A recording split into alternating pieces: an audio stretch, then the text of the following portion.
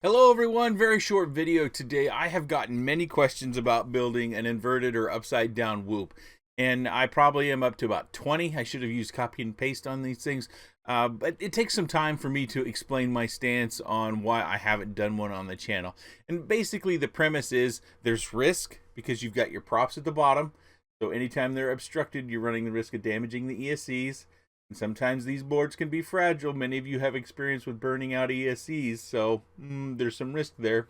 And two, no matter what I do in cautioning people about this, if I were to show one on the channel, I'm sure there would be at least some portion of those people who would want to try it and would end up burning an ESC or damaging a motor and then be unhappy about it. And I don't want anybody not to enjoy this hobby. It's too much fun.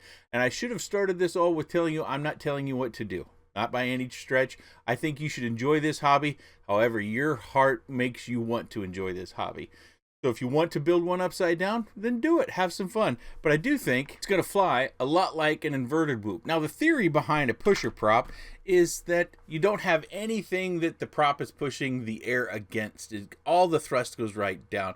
Of course, we have to suck in air around the top portion, but the thrust should go right down. And you might be asking yourself, well, the Tiny Hawk gets away with it. Well, the Tiny Hawk does two things to kind of give itself a fighting chance. Really three. One, it's got the battery on the bottom, so that it's always at an angle or it sits flat up off the ground.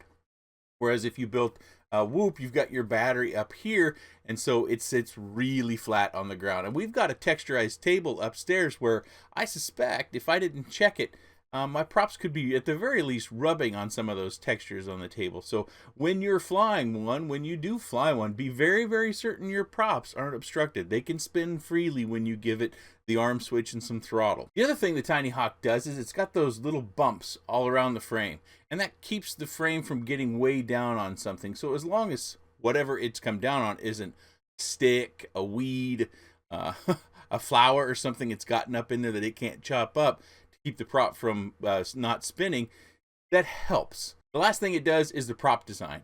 I've noticed on the Tiny Hawk, and maybe you have as well, that the props aren't really sharply designed like we see, especially with the Gem Fan props. They have a really sharp edge to them. And those three things give the Tiny Hawk a fighting chance of not burning out its ESCs. Whereas if we use these other boards, specifically the new Crazy Bee, is it the F4 Lite Pro or something like that, the 1S board that's got the VTX on it, there's a fair bit of risk, and I sure wouldn't want anybody to build one and to end up unhappy because they did burn their board. For me, it's no big deal. I've got probably 6 or 7 of them sitting over there and maybe a couple more boards in the bins. But I never felt comfortable actually flying one on the channel to show you how it performs in my hands.